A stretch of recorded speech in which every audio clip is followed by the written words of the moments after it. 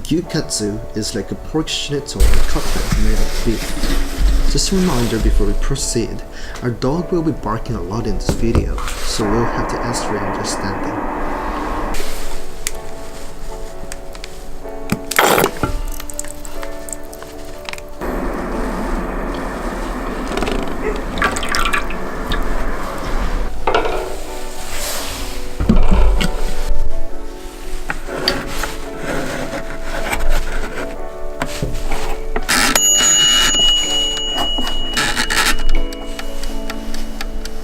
Frying the meat is quite simple.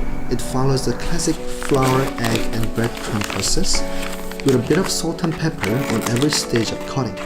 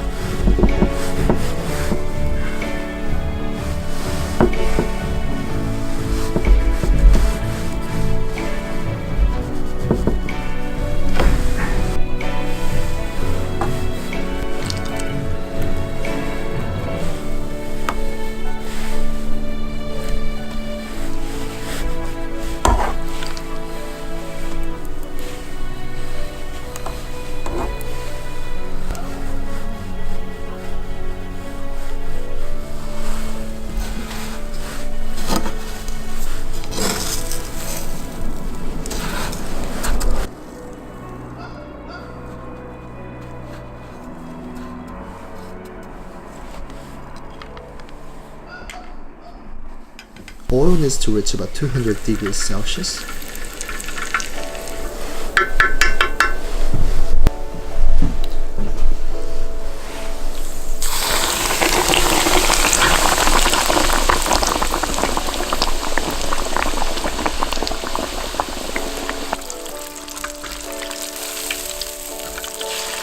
And that's the crust come off. I tried to save, but it wasn't a luck.